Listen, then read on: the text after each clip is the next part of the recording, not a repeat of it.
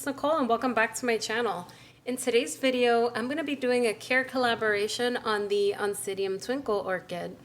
I have listed all of the participating channels down below so you can go check them out. We grow these orchids in different conditions, so you'll be able to find a channel that more resonates with your style of growing. Personally, as most of you guys know, I grow indoors in my apartment in New York City, so these orchids all grow under lights. And I'm happy to share that finally I have some blooms on my Twinkle just in time for this video. So with that being said, before jumping right in, I just want to let you know that I've been away for a couple of weeks. I've been very busy and haven't had a chance to upload any videos. But I will be back to my regularly scheduled uploads starting next year. So you guys see more videos from me coming soon. So let's jump right in. The Oncidium Twinkle is a very vigorous orchid. It's an orchid that's really easy to grow. I have 3 of them. I'll show you the 3rd one shortly. But these orchids are pretty much... they grow like weeds. So I had this, it was much smaller last year and it's pushed out many different growths, as you can see here. Now, one characteristic with the Twinkles is that the spikes take a really long time to form. So as you can see, these spikes here, they take months, up to 6 months to get going. This one over here is the Siku Marguerite and it's finally blooming. It's adorable. I find them really nice. The blooms last for about 3 to 4 weeks, depending on how hot it is. And they're very vigorous, so you can have hundreds of flowers. This was actually a division that I got from my mom, and it was like a 2 or 3 bulb division, and it's already blooming. So it gives you an idea of how vigorous this orchid really is. So if you have 1 bulb, you can really have a specimen of a plant very quickly. Now I grow these orchids in 2 different ways. I grow the Siku Marguerite in the traditional sphagnum moss and bark medium. This is what it came with when I got it from my mom, so it's doing really well there. And I also grow semi-hydroponically. So this one is a modified self-watering setup with Leca. It's got plenty of algae in there, so it looks a little gross, but it's growing pretty well. I'm seeing a lot of new growths. We have a lot of spikes coming in. I also have the Oncidium Twinkle Oro, which is also in a regular bark and moss setup, so that one's doing pretty well. I don't want to crowd the shot, so I will show you that orchid shortly. This one over here is the Oncidium Twinkle Fragrance Fantasy. It's got very similar blooms to the Siku Marguerite, except it's a little more white. The Siku Marguerite is like a slightly pink. It's sort of like... if you took my nail color and blended it with like 90% white, that's what it sort of looks like. But these orchids are nice because they're fragrant.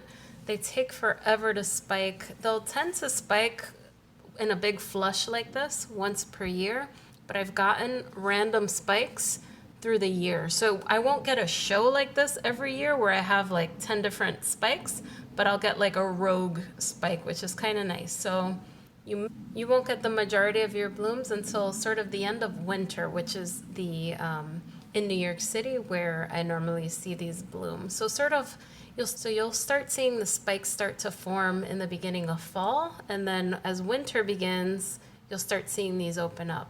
And they go at their own pace. Some of them take a little longer than others. That one matured much more quickly, and this one is still working on its spikes. The fragrance on these orchids is a vanilla type fragrance, so it's pretty nice, but it has sort of like a grassy undertone, and I find that they're very similar. I find that these orchids don't require too much to get them to bloom. I have them on my grow shelves along with my other Oncidiums, so they get moderate lights and they tend to do just fine. And they get room temperature, so they're growing indoors. Maybe they get a low temperature of about 65, the coolest, maybe 60 if I leave the window cracked open. And then in the summer, they get temperatures of all the way up until the upper 90s, and I haven't seen any issues. With that being said, I keep these in moderate light, and I made the mistake of moving them with my cattleyas.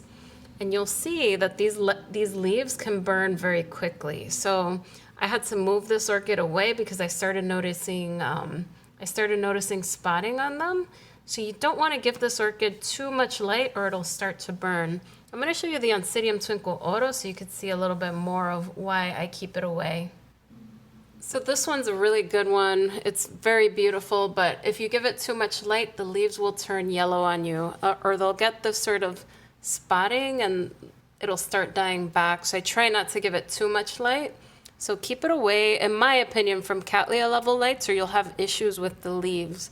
I'm very curious to hear how the other channels treat this orchid, but I find that highlight is no good for this, or these very thin leaves just, they start burning, they start getting a little bit ugly. So low light, well, moderate light, I'd say. Low light probably works well too, but if you start giving it high light, it starts having leaf issues like that, which you don't want.